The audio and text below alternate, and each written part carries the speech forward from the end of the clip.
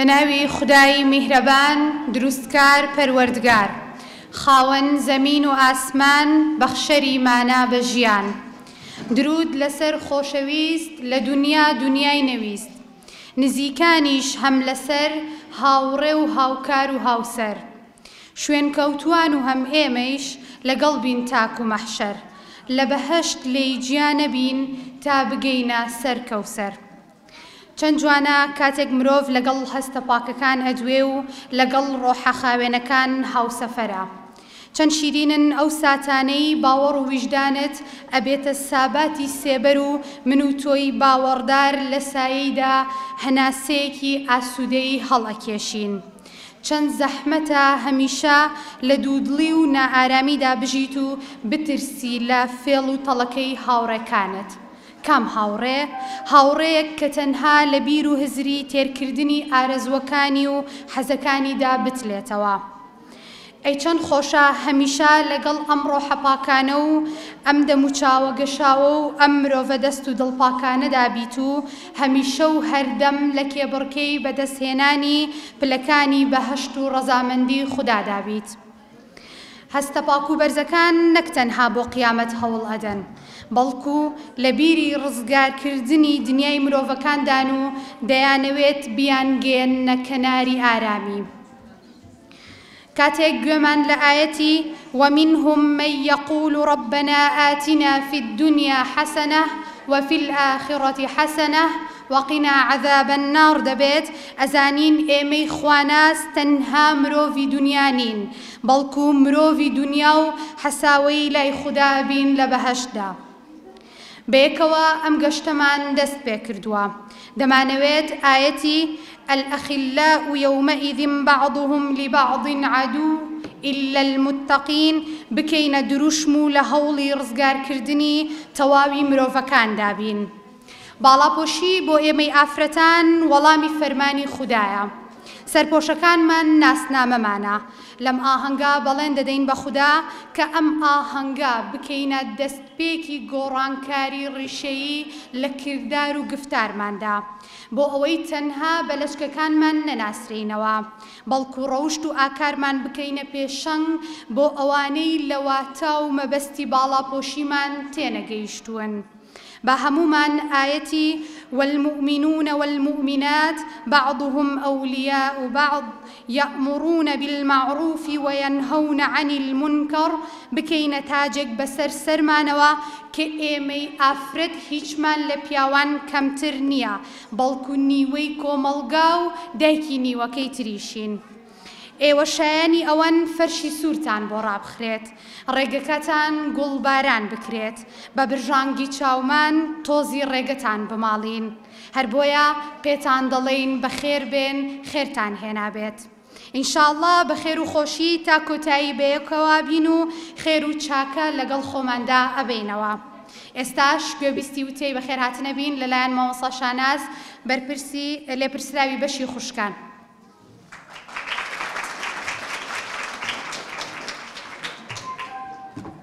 بسم الله الرحمن الرحيم بناوی خۆم و سەرجەم ئەندامانی لقەوە بەناوی خۆم و یەکە لە مامۆستایانی سەنتەری حکمەوە بەناوی خۆم و یەکە لە قوتابیانی سەنتەری حکمەوە پیرۆزبایەکی گەرم ئاڕاستای ئەم خونچە جوانانە ئەەکەم کە سپاس بۆ خوای گەورە فەرزی خوای گەورەیان بەجێهێناوە تەطبیقی ئاەتێکیان کردووە کە ئەتوانین بڵێن دروشمی ئەم ئاهەنگەمانە كفرمي خواي قورا يا أيها النبي قل لأزواجك وبناتك ونساء المؤمنين يدنين عليهن من جلابيبهن ذلك أدنى أن يعرفن فلا يؤذين وكان الله غفورا رحيما دس خوشيم هي بو قش لايكتان دس خوشيم هي بو كتاني توانيم يعني ظالبن بسر هوا ونفسي خوانا توانيم يعني ظالبن بسر فیتنەکانی ئەم ڕۆژەیە خوای گەورە لەشتان ساخکە ئیستیقامەتان پێ بدە ئینشاءڵڵا جیهادێکی نەفسە ئەیکەن لەگەڵ ئەو خۆشیانەی کە لەم ژیانە هەیە بۆ تەطبیقکردنی ئەم فەرزەی خوای گەورە من لەوە زیاتر کاتتان ناگرم هەڵبەتە بە خێراتنی هەموو لایەکتانەکەم و دوعای خێرمان هەیە بۆ گشت لایەک ئینشاءڵڵا بۆ ئەوانەی کە نەشیان کردووە لایەندا بیکەن و دوعای خێریان بۆ بکەین لەسەر ئیستیقامە و ڕێگەی ڕاست. وەسەلام عەلەیکم وەڕەحمەتوڵڵاه. خی گەورە پاداشتی ماوەسای بەڕێز باتەوە. خوشکی شیرینم خاوەن بیر و هۆش، شکۆمەندیە بوون بە باڵا پۆش، لە نێو جوانیتان شادی دەکەن نۆش، سیماتان لە نور دڵتان پڕ لە جۆش. خۆشەویستان، ئێستاش پێکەوە بینەری جوانی خاتونە تازە باڵا پۆشەکانمان دەبین. بالحجاب رقيق الراس، بالحجاب إرتاح القلب، بالحجاب غالون يناس،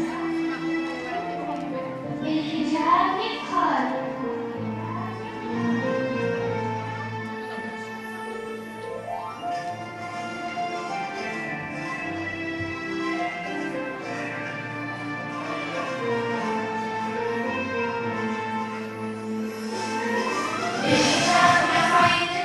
پۆشاکی بەرتان ڕەمزی ئیمانە، ڕوخساری ڕووتان وەک نورستانە، لەژێر ساباتی ئاەتی قورئان ژینتان ئاوێتەی نێو گوڵستانە.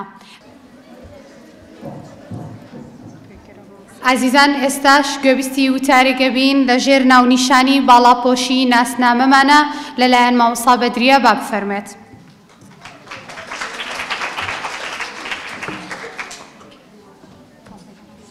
الحمد لله الصلاة والسلام على خير خلق الله. عماد بواني بريس كششو خوشنگە تازە باڵا پۆشەکان لە ناخی دڵەوە بەخێراتنتانەکەم و بەخێراتنی مامۆستا بەڕێزە ئازیز و ماندوونە ناسەکانەکەم و دەستخۆشی لەم ستافە گەنجە ماندوونە ناساکەم. خوای گەورە پایداریان کە ئینشاءالله، خوای گەورە پاداشتی نەبڕاوە کە بەڵێنی داوە پاداشتی ڕەها ئینشاءالله بە پاداشتی نەبڕاوەی بەهەژ مطمئین و دڵارامتان کە ئینشاءالله.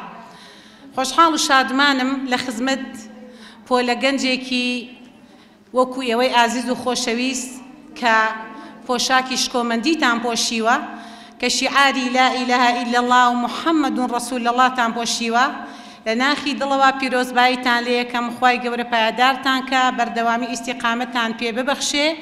هەرێکێکتان ئینشاءالله ببنە نمونەیەک، هەرێکێکتان کەلێنێک بۆم ئیسلاما پڕ بکاتەوە ئینشاءالله. بابەتەکەی من بە ناونیشانی باڵاپۆشیم ناسنامەمە. بێگومان ئێمە ئیماندار، ئێمەی مسلمان، ئێمەی شوێنکەوتەی محەممەد المستەفا صلی الله عليه وسلم جێبەجێکاری فەرمانی خوای پەروەردگارین.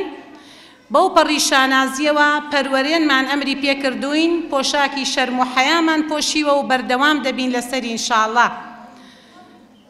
بێگومان شانازی دەکەین بەو پۆشاکەی کە خوای پەروەردگار لەسەر و حەوتەبەقاتی ئاسمانەوە 1445 ساڵە ئەمری پێکردوین کە باڵاپۆشی ئەنجام بدەین.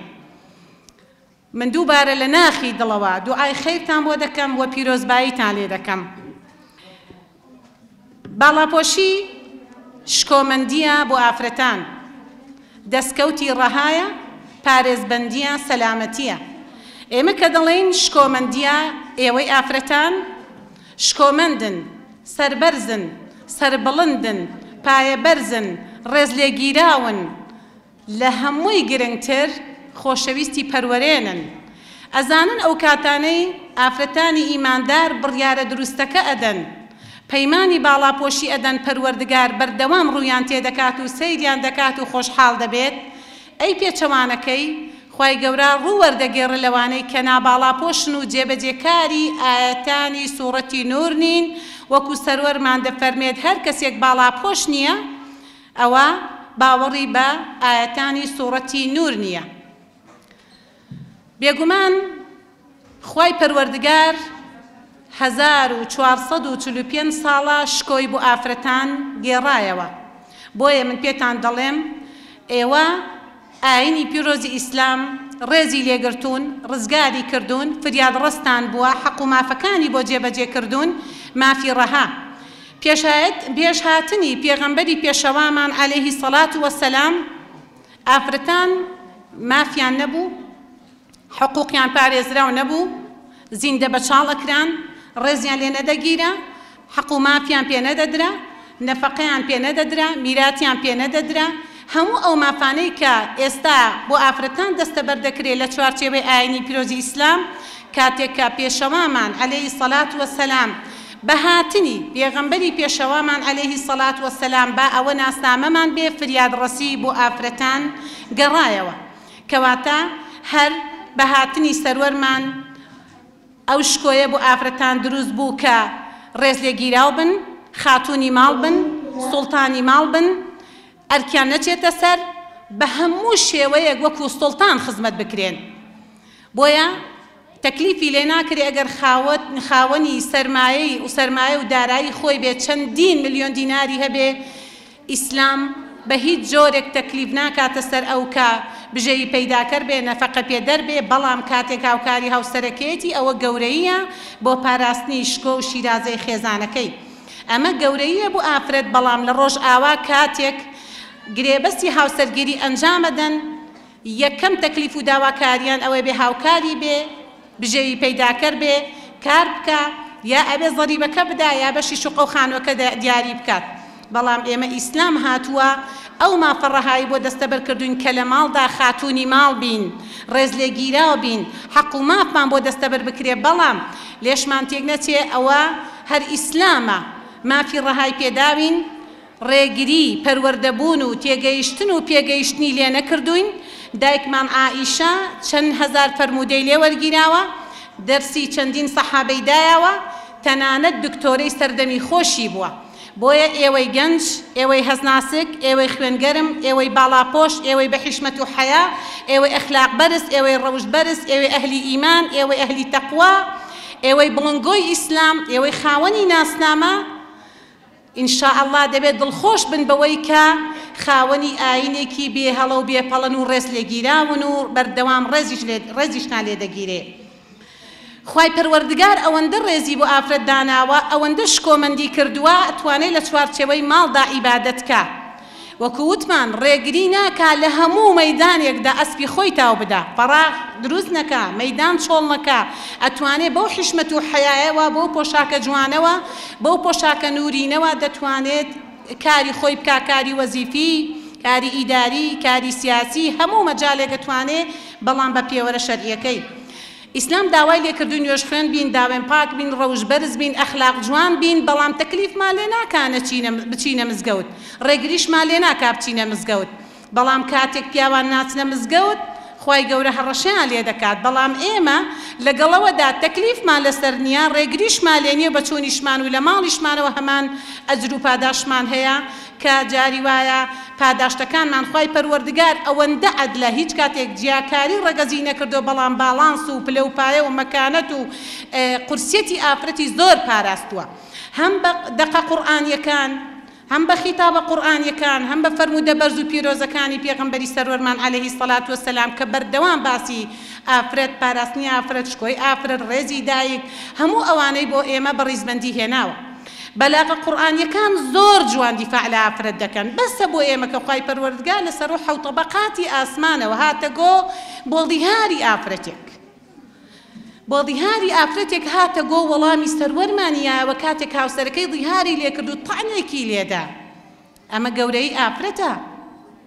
خوای پەروەردگار سوورەتێکی بە ناوی نیساءەوە هێناوە، لە حەوت جێگەی قورئاندا باسی حیجاب دەکا، سەیری ئاەتانی ئەحزاب، سەیری ئاەتانی سوورەتی نور، سەیری ئەو ئاەتە مژدەبەخشانەی سوورەتی تەوبە کە باسی تائیبوونەکە، باسی ئافرەتانی مجاهید و ئەنسارەکات، باسی ئافرەتە مەکەیەکانەکات. بۆیە خوای پەروەردگار زۆر شکۆی بۆ ئافرەت دانا و سەروەریشمان لە سەرەمەرگدا دەفەرمێ ڕێز لە ئافرەتان بگرن، ناسکن لە شوشەش ناسکترن. هەموو حەق و مافێکی بۆ داناوین، بۆیە سەربەرز و سەربڵینوین بۆ ئاینە بێ هەڵۆپەڵەی کە خوای پەروەردگار پێغەمبەری پێشەوای بۆ ئێمە کردوتە ڕابەر و بۆی ناردوین. یەکێکی تر لە شکۆمەندی ئافرەت، لە ڕێزی ئافرەت، لە تەکلیف نەبوونی ئافرەت، ئێمە جەنگ و جیهادمان لەسەر واجب نییە، بەڵام ڕێگر نەبووە ئافرەتان شانبەشانی برا سەحابیەکان جەنگاون، سەروەت و ماڵیان فیدا کردووە، برین پێچیان کردووە، تەرمیان گواستۆتەوە، بە کوندە ئاویان کردووە بە دەمی بریندارەکانەوە، ڕێگری نەکراوە، بەڵام تەکلیفی لەسەر نییە. بۆیە ئەو ئافرەتانی سەردەمی پێشین هەروەک ئێوە بوون، هەمان دینیان هەبووە، هەمان جەستەیان هەبووە، هەمان ڕەحیەتیان هەبووە، لە هەمان دنیادا ژیاون، بۆ هەمان دنیا دەگەڕێنەوە و گەڕاونەتەوە.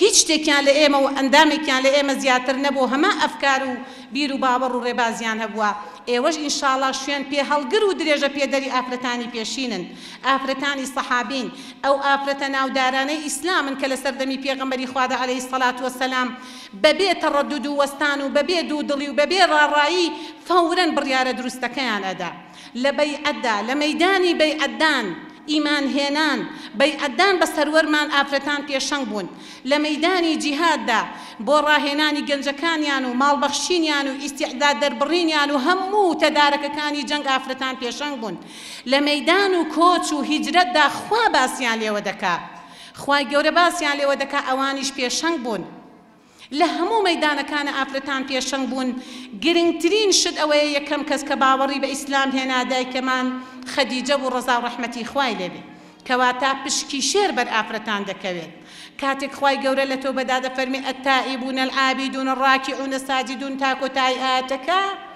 تەوبەکاران سوزدەبەران ڕکوعبەران تەقواکاران ئێوە ئەوانن ئێوە ئەو ئەهلن ئێوە خیتابە قورئانیەکەتان جێبەجێ کردووە ئێوە شوێن پێ هەڵگری خوشکە خەنسا و سومەیەن ئێوە لە ڕۆژی قیامەتدا خواتتان کاتە هاوڕێی خەدیجە دایکە خەدیجە دایکە عائیشە خاتو مەریەم خوشکە خەنسا خوشکە سومەیە چەند خۆشە ئافرەتە ناودارەکانی ئیسلام هاوڕێت بن ئافرەتە سەحابەکانی سەردەمی سەروەرمان هاوڕێت بن ئێوە بڕیارێکی زۆر جەریئانەتان داوە خوای گەورە کە باسی تائیبون و ڕاکعون و ساجدون دەکا بۆ ئێوەش هەمان حکمە ئەو بەلاغە بۆ هەموو مرۆڤایەتیە بۆ هەموو خەڵکی سەرزەویە بۆ هەموو ئومەتی محەممەدە صلی الله علیه وسلم وەخوا بە دوایدا باسی پاداشتی ڕەها دەکا ئەی فەرمی السابقون الأولون کێ سابق مسابقە دەکا ئێوە کێ هەوڵی بەدەزێنانی ڕزامەندی خوادا ئێوە کێش کۆمەندە ئێوە کێ هەوڵی بردنەوە ئەدا ئێوە خوای گەورە لە 16 ئاەتی قورئاندا باسی فەوزمان بۆ دەکات بردنەوە نەجاح بوون نەجات بوون سەرکەوتن بەدەستهێنانی ڕزامەندی خوا ئێوە براون ئێوە بڕیارێکی جەریئانە و دروستان داوە خوای گەورە کاتێک کە باسی ئافرەتانی مهاجیرمان بۆ دەکا ئێوە لە ماڵەکانتان بۆ ئێرە هیجرەتتان کردووە لە ماڵتان بۆ قوتابخانە بە ڕەوشتی بەرزی جوان و پۆشاکی شەرعی و سلوکی جوان و مامەڵەی جوان هیجرەتە بۆ کارێکی پیرۆزەچی هیجرەتە بۆ کاری دەعاوی ئەچی نیەتەکەت لەم قەلبەدا بە هیجرەت بێنە خوای گەورەی بە هیجرەت بۆ حسابەکە ئەمڕۆ کە بڕیاری باڵاپۆشی تەواوتان داوە خۆتان بشوبهێنن ئێستا حالیەن سەروەرمان لە ناوماندایە ئافرەتانی کۆ کردوتەوە بەلاغ و پەیامە خوایەکەمان بۆ دەخوێنێتەوە ئەمرمان پێ دەکا خوا لەسەر و حەوتە بەقاتی ئاسمانەوە بە جوبرەئیلدا ناردوێتی و ئەمرمان پێ دەکا بە ئافرەتانی ئیماندار بەسەر پۆشەکانیان سەر و گردنیان داپۆشن ئێوە واوێنای بکەن سەروەرمان لە ناوماندایە صلی الله علیه وسلم واوێنا بکەن براون واوێنا بکەن گەیشتونەتە پلەی ڕدوان الله واوێنا بکەن ئینشاء الله سەرتان وەکو کەشکەشانی ئاسمان لە دنیادا بەرزە و لە قیامەتیشا فیردەوس جێگاتانە بێ کاتێک ئاەتی حیجاب هات ئافرەتانی سەردەمی پێشین ئێوە ئاسا نەیان هێش چەند لەحزەیەک تێپەڕێ فەورەن یا دەستیان گر بە سەریانەوە یا پارچە قوماشێکی زیادەیان پێ بوو بێیان کرد بە دوولەتەوە بەشێکیان ئەدا بەسەریە یا ئەوی تریان هەیارمەتی هاوڕەکەی تری ئەیە هیچ چاری نەکرا دەستی دەگر بەسەریەوە تا بگاتە ماڵەوە غەزەبی خوانەی گرێتەوە بەداخەوە زۆرێک لە ئافرەتانی ناباڵا پۆش نیو سەدە و چارەکە سەدەیەک دەڕوات هێشتا بە ئاگا نەهاتۆتەوە ئەمڕۆ بالمناسەبە بە ڕێگادا ئاڕۆیشتم بە پێهاتم بۆم شوێنە پیرۆزە ئافرەتێکی ناباڵا پۆشم لێ پێیا بوو بانگی کردم بە ناوی خۆم وتی تۆ من ناناسی بەڵام من تۆ ناسم لە پرسێک هەندێک گوشەی خێرم گوێت لێ بووە وە کێشەیەکی خێزانیت بۆ چارەسەر کردوم ێستا لە قیمەی بەختەوەریدام بەڵام ڕووم نایە سەرتکەم لەبەرەوەی هێشتا بڕیارە دروستەکەم نەیاوە و حەزەکەم وەکو تۆ ئەو پۆشاکی حشمەت و حەیا پۆشم بەڵام نەفسم ڕێگەم نادە لە ڕێگا تا گەیشتمێرە قسەی خەیرمان بەیەکەوە کرد سواز بۆ ڕەب العالەمین بڕیاریدا کە باڵاپۆشی بکا بۆ ئێوە زەنگی ئاگادارکردنەوەن لە ڕێگا باڵاپۆشێکی بینی مطمئین بوو کە دەردەدڵی بۆ بکە شکوای حاڵی خۆی بۆ بکە هانای بۆ هێنا ڕاوێژی پێکرد بڕیاریدا خۆی دۆزیەوە. ئێوە هەمووتان لە ئێمە زۆر گرنگترن، ئێوە توێژی گەنجانن، ئێوە بڕبڕێ پشتی کۆمەڵگان، ئێمە دڵمان خۆش و مطمئینین پێتان، لە پۆلەکانتان، لە زانکۆکانتان، لە پەیمانگاکانتان، لە گەڕەکەکانتان، لە ناو خزم و کەس و کارەکانتان کاری دەعوە دەست پێ بکەن. سەروەرمانە فەرمی ئەگەر هەر کەسێک لەسەر دەستت هیدایەت بە وەربگرێ و باڵا پۆشی بکا و لە خراپە واز بێنێ باشترە لە هەموو دنیا لە دەستکەوتەکانی هەموو دنیاش. بۆ هەر شوێنێک ئەڕۆن لە هەر شوێنێک حزوورتان هەیە بانگی حەق، بانگەوازی حەق بگەێنن. هەر بە سەرپۆشەکانتان ئێوە دەعوە ئەکەن، بانگەواز ئەکەن، مژدە بێ لێتان. سەروەرمانە فەرمێ پۆشینی ئەم حیجابە شەرعیە، ڕشتنی دڵۆپە ئارەقەکانی ژێر ئەم حیجابە 7 پاییز ڕوخسار و جەستەتان لە ئاگری هەڵگیرسێنراوی خوای بە دوورەگرێ کە 7 پلە بە چاو 69 پلە بە چاو ئاگری دنیا و بەهێزترە. ئاگری قیامەت 7 پلەیە، 1 بەشی لە دنیاە 69کەی لە قیامەتە. خوا ئەتپارێزێ، خوا شکۆمەندت ئەکا، خوا سەرت ئەخا، خوا ڕێزت لێ ئەگرێ، خوا دڵنیاییت پێ ئەبەخشێ لە کاتی سەرمەرگا، لە کاتی داخڵبوونی گۆڕا دڵنیایی بەهەشتی بوونت پێ دەبەخشێ، لە عالەمی بەرزەخا هەر دڵنیایی بەهەشتی بوونت پێ دەبەخشێ، لە پەڕینەوەی پردی سیڕاتدا بە بۆنەی ئەم شکۆمەندیەوە خوای گەورە قاچەکانت بەهێزەکا بۆ پەڕینەوەی پردی سیڕات، هەر بە بۆنەی باڵاپۆشیەکەتەوە خوای گەورە ڕێزت لێ ئەنێ نامەی کردەوەکانت بەدەستی ڕاز وەربگری، هەر بە بۆنەی پۆشاکی شەرم و حەیا و حیشمەتت کە ناسنامەی تۆیە خوای ڕەب العالەمین دەرگاکانی بەهەشت بۆ واڵا دەکا. شەفاعەتە یەک لە دوای یەکەکانی سەروەرمانە دەگرێتەوە. 7 فەرموودەی دڵڕفێنمان هەن کە باز لە شکۆی ئافرەت، مافی ئافرەت، دیفاعی ئافرەت، شافعی ئافرەت لەلایەن سەروەرمانەوە. ئەفەرمێ من زەمانم کەفیلم بەو ئافرەتانەی کە داوێن پاک و ڕەوش بەرز و ئەخلاق جوانن بۆ بەهەشتەکان لە کام دەرگاوە حەسکەن. جاکەواتە گەنجە جوانە ئازیزەکان، ئێوە دڵخۆش بن بەو کارە دروستەی کە یاوتانە و بەردەوام بن لەسەری. هەر هۆکاری ئەم حیجابەیە خوای گەورە گیان کێشانت بۆ ئاسانەکە، پرسیاری گۆڕت بۆ ئاسانەکە، قاچەکانت بەهێزەکە، هەموو باڵانسە گەورەکان لە ڕۆژ لە هەمووی گرنگترن سەروەرمان لە حەوزی کەوسەر پێشوازیت لێ ئەکات تێر ئاوبی. خوای پەروەردگار ڕێزی ڕەهای داوە بە ئافرەت لە مارەی پێدان، لە میلاد پێدان، لە ئەنواع. ئێمە بەس تەنها باسی شکۆمەندی ئافرەت بکەین، ڕێزی ئافرەت بکەین لە ئیسلامدان بە 15 محاضرە ناتوانین حەقی تەواو بدەین، بەزێمە لێ 2 دێڕا بۆتان کورد ئەکەینەوە. کچە جوانە خوێنگەرمەکان، ئێوە بڕیارێکی ڕاست و دروستان داوە. هیچ کاتێک تاناوتە شەری ئەو خزم و کەسوکار، هاوتەمەنەکان، هاوپۆلەکان، هاوزانکۆکان، هاوپەیمانگاکان، خزم و کەسوکار و دراوسە دۆستەکان سارتان نەکاتەوە. وەکو ئەو خونچە گوڵەوتی بابارانی تاناوشتە شەر بدڕوێنێ، کەسێک نابێژینت بکڕ، نەفامی زۆرت بۆ دێنێ، کەسێک نابێژینت بکڕێ، سبەی شیری ئەبوو جەهلیش ورگت ئەدڕێ. ئێوە مسڵمانن، مسڵمانیش دەبێ بەدکردەوە بیسەلمێنن. حیجابەکەتان کردداری بێ، ڕەوشتان کردداری بێ، مامەڵەتان کردداری بێ، هەڵسوکۆتان کردداری بێ، کردداریەکی ڕاست و دروست لەبەرەوەی ئەو پۆشاکەتان لە ئیمانێکی ڕاست و دروستەوە سەرچاوەی گرتووە. کەواتە باڵاپۆشی هێمای پاراستنی تۆیە، سزا نییە، نەسرەتە، سەرکەوتنە، نەجات بووە، بردنەوەیە بەدەستهێنانی ڕەزامەندی خوایە. با ڕێکخراوە فیمینیستەکان ڕێکخراوە بەناو ئافرەتانەکە، هەندێک لە ڕێکخراوانی کە بە ناوی ئافرەتانەوەی دیعای مافی ئافرەت دەکەن بە سزای ئەزانن، نازانن ئەوان لە سزادان، ئەوان لە عاسیبووندان، ئەوان لە لاڕێبووندان، ئەوان لە خەسارەتمەندیدان. گەنجە جوانەکان، ئەگەر بەشێکی تەمەنمان زایع بووە، ئەگەر بەشێکی تەمەن کاتمان ڕۆیشتووە توانین بەشەکەی تری قەرەبوو بکەینەوە، کاتە حیجاب بۆ تۆ شکۆمەندیە و سزانیە. خوا فەرمانی پێکردوین، مادەم خوا فەرمانی پێکردوین نوێژ، ڕۆژ و حەج، زەکات، باڵاپۆشیەکەش من زمنیهم. کەواتە ئێمە ئاەتی خوامان جێبەجێ کردووە. باڵاپۆشی بۆ تۆ پارێزبەندیە، سەلامەتیە، شکۆمەندیە، شخصیاتە، کەسایەتیە، جورئەتە، هێزە، ڕێزە، مەکانەتە. هیچ کاتێک بە شکستی نەزانی کە تۆ باڵاپۆشی، تۆ براوەی، تۆ سەربەرزی، تۆ سەربڵندی، تۆ پارێزراوی، تۆ دوڕی، تۆ گەوهەری، تۆ مرواری، تۆ تۆ ئەو مرواریە جوانەی کە لە پۆشاکێکی پڕ حیشمەت و حەیایە هەڵمان گرتووە. خوای گەورە هیدایەتی ناباڵا پۆشەکان بدەیت. هەموو جارێک و شعرم بۆ ئێوەی ئازیز بۆ گەنجە جوانەکان و تووە تۆ بڕێ چکلێت بێنە کامەی جوانە بیهێنە لی داماڵەت بەرگەکەی دەری خەناو جەرگەکەی بزانە کەس بێزی دێ ئەو بێبەرگە هەڵگرێ مەگەر مەگەس یا خوتمێش بە گەرمی لێی دێنە پێش. لەگەڵ ئەو پەڕی ڕێزم بۆ ناباڵا پۆشەکان گەنجێکی جوانی وەک ئێوە سێمی هەرێمی کوردستان بوو تەلەبەی خۆم بوو ئێستا لە تەبعامە. وتی دکتۆرێکی ئیلحاد بەردەوام پێوتم ئەو لەچکە چییە ئاوا ئاوا تی بەردەوامیش ئەوائیل بووم.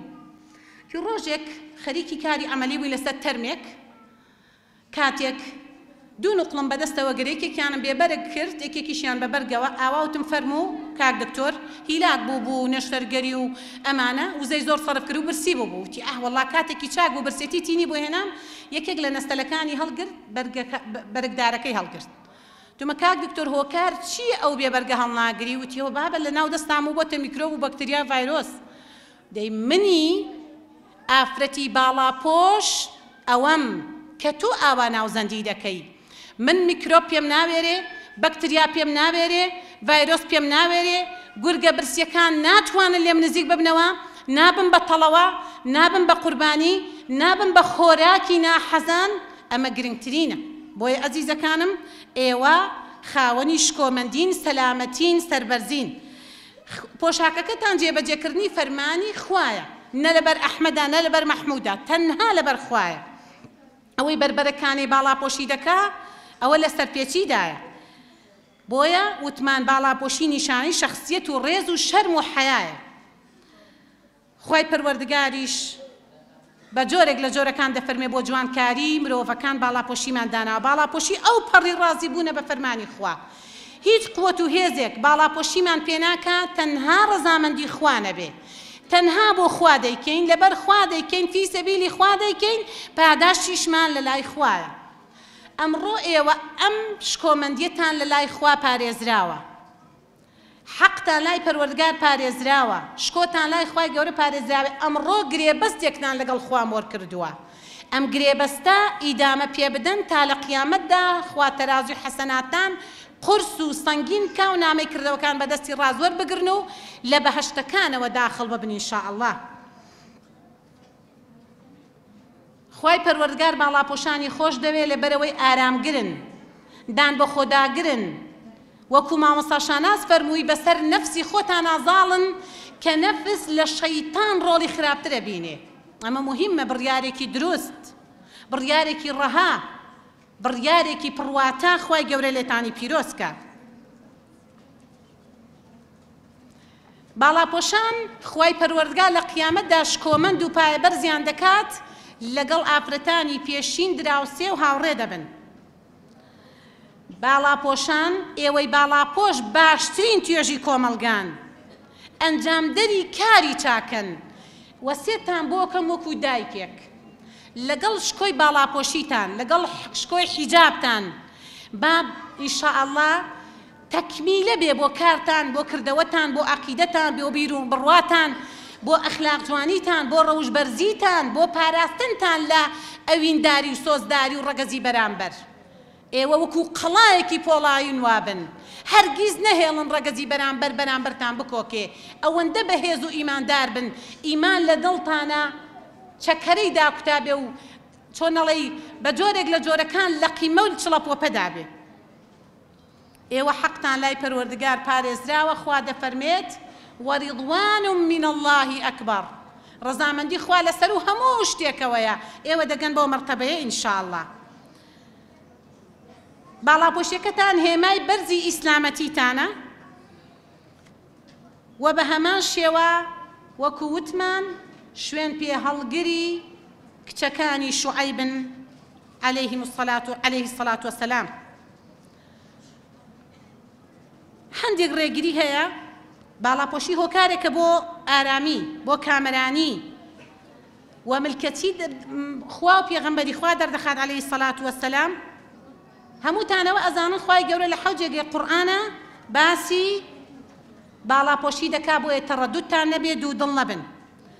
هەندێک بربەست هەن هەیە ئەڵێ جارە بڕیارم نەداوە دڵم پاکە ئەزانم شەرع و بەڵام شارەزایی تەواو نەبوو بۆیە بڕیارم نەداوە هاوڕێکانم گاڵتەم پێکەن لە فەرمانگە هەلی کارم بۆ ڕناڕەخسێ لەگەڵ مۆدێلا ناگونجێ پێ ئەچێگەر من باڵاپۆش بم هاوسەرگیریم پێ ناکرێ هەموو ئەم هۆکار و بربەستانە بازەکرێنەوە هەمووی باڵتیلە لە شەیتانەوەی هەر ئەو کچە نمونەیانن لە قوتابخانەکان و زانکۆ پەیمانگاکان بە لەشکەکانیان سەلماندویانە هەر ئەو گەنجانەی کە ئەسڵەن بە حاڵ نوێژەکەن ئەیانەوێ ئافرەتی شکۆمەند و باڵاپۆش بێ باوەبەشی ژیانیان هەر ئەو ئافرەتە باڵاپۆشانن لە دەوائیر و فەرمانگەکان و قوتابخانەکان و شوێنە گشتی و تایبەتەکانە ڕۆڵی خۆیان ئەبینن بە ئەمین و سەلامەت و بە موفتی ناوبانگ دەرەکەن دکتۆرەکان لە خەستەخانەکان فتووە لە باڵاپۆشەکان وەرەگرن لە قوتابخانەکان ئەمانەتی سەدەقات و زەکات دەدەن بە باڵاپۆشەکان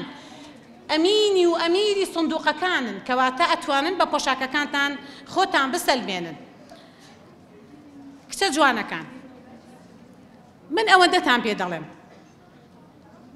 هیچ کاتێک نەفس تێربوونی نییە نابێ بڵێ من جارێ مناڵم جارێک گەنجم جارێک بۆ نمونە خۆم نەدۆزیوەتەوە یا جارێک ئەو بڕیارە بۆ من قورسە هەتا ڕۆژێک چرکەیەک سانیەیەک زووتر بڕیاری باڵاپۆشی بدەی بۆ تۆ دەستکەوتە چونکم زەمان بۆ تەمەن نییە زەمان بۆ گەنجی نییە زەمان بۆ لەشساغی نییە چەند کتی هاوتەمەنی ئێوە لە نەخۆشخانەکانی هیوان بە هیواوە بۆ ژیان ڕوانن بەڵام خوا بە نەخۆشی شێرپەنجە بە جۆرێک لە جۆرەکان تاقی کردوونەوە بێ هیوا بوون ئەبێ سوپاسگوزار بن کە خوای گەورە لە ساقی کردوون بۆیە هەتاوەکو گەنجی خۆت بدۆزەرەوە هەتا لە ساقی ئەمانەت لە ساقیەکەت ئەمانە چۆنەڵی پارێزگاری لە ئەمانەتی لە ساقیەکەت بکە تا لە دنیای فانیدای احتیفاز بەو کات و تەمەنەتەوە بکە بۆ قیامەتی بێکۆتا بۆ ژیانی بێکۆتا بۆ بەگەڕانەوەی بێکۆتا بۆ زیندوونەوەی بێکۆتا ڕەنجی دەوێ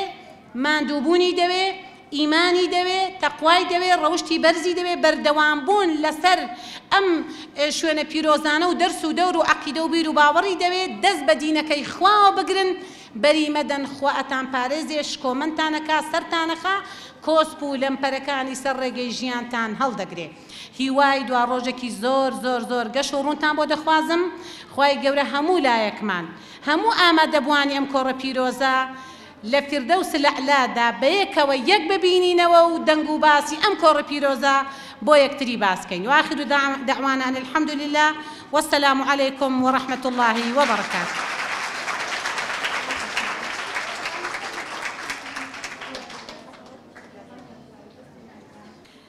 دڵتان ناوێتەی گوڵزاری پاکی ورەتان بەرز و ڕەوشتان خاکی لەگەڵ شنەبایی ڕازی ژیانە ویقار و حشمەت لە خۆتان جوانە. خۆشەویستان ئێستاش گوێویستی دوو تارەبین بە هەردوو زمانی ئینگلیزی و کوردی لەلایەن هەردوو خوێندکارمان دیە و کانی با بفەرمون. The hijab is like a superhero cape. It says, I decide who I am. Each hijab tells a story of bravery and standing up for who you are. The hijab isn't just about covering up, it's a choice. It's like saying, I want you to see me for who I am on the inside, not just on the outside. And that's pretty amazing. There are so many different kinds of hijab, different styles, materials, and colors. Each one is like a unique piece of art showing the bit of the person wearing it. Sometimes people think that hijab is being forced to cover up, but it's not. It's a choice made by strong women who want to be known for their minds, their personalities, and their accomplishments. So as we enjoy this festival, let's all celebrate the different stories and styles that make the hijab special. It's not just about clothes, it's about being proud of who you are and standing up for what you believe in. Thanks for listening. Enjoy the festival.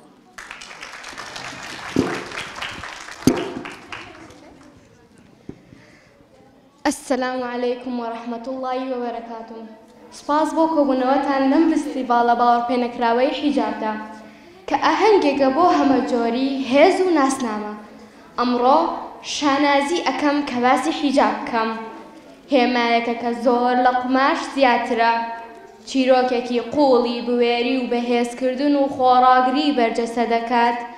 بەڕاستی دڵخۆشم کە لێرەم لەم فستیڤاڵە سەرسوورهێنەرەی حیجابدا.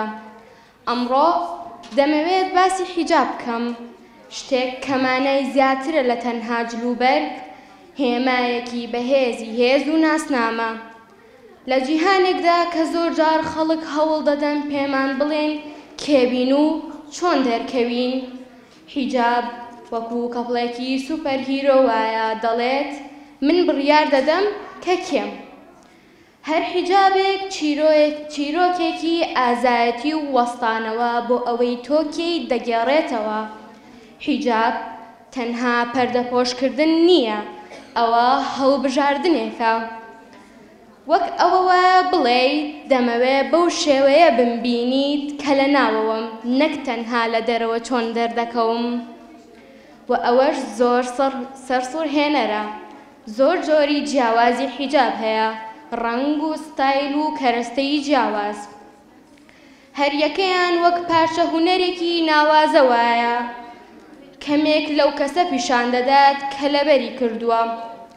هەندێک جار خەڵک وا دەزانن حیجاب بریتیە لە ناچارکردن بۆ پەردەپۆشکردن، بەڵام وانییە. بڕیارێکی بەهێزە کە لەلایەن ژنانی بەهێزەوە دراوە کە دەیانەوێت بە مێشک و کەسایەتی و دەستکەوتەکانیان بناسرێن. کەواتە لە کاتێکە چێژ لەم فستیڤاڵە وەردەگرین بە ئاهەنگ بگێڕین بۆ هەموو چیرۆک و شێوازە جیاوازەکان کە حیجاب تایبەت دەکەن. تەنها پەیوەندی بە جلوبەرگەوە نییە، ئەوە شانازیکردنە بەوەی کە کەیت و وەستانەوە بۆ ئەوەی باوەڕت پێی هەیە. سپاس بۆ گوێگرتنت، چێژ لە فستیڤاڵەکە وەربگرە. زۆر سپاس بۆ هەردوو خوێندکار دیە و کانی، خی گەورە پاداشتیان باتەوە. خوشکم حیجاب و سەرپۆشەکەی تۆ تاجی عیزەتە بەخشراوە بە تۆ، مەدرسەی عیلم و پاکیزەییتان گەش و بۆن خۆشە وەک گوڵە شەو بۆ. عزیزان، ئێستاش گوێویستی سرودێکە بین لەلایەن گروپێک لە قوتابیانی دەستگا بە سەرپەرشتی مامۆستا شەوبۆ با بفەرمون. حجابي حياتي أحب الحجاب يا صومي صلاتي فيه العمر طاب حجاب ارتديت فكنت الأميرة بدربي مشيت كشمس منيرة حجاب ارتديت فكنت الأميرة بدربي مشيت كشمس منيرة حجابي حياتي أحب الحجاب يا صومي صلاتي به العمر طاب أتهنئوني نجوم كثيرة ومن عتبوني يموتون غيرا أتهنئوني نجوم كثيرة ومن عتبوني يموتون غيرا حجابي حياتي أحب الحجاب يا صومي صلاتي به العمر طاب حجابي جمالي وللخلق راية سباق المعالي وهذه الحكاية حجابي جمالي وللخلق راية سباق المعالي وهذه الحكاية حجابي حياتي أحب الحجاب يا صومي صلاتي به العمر طاب حجابي حياتي أحب الحجاب يا صومي صلاتي به العمر طاب به العمر طاب حجابي.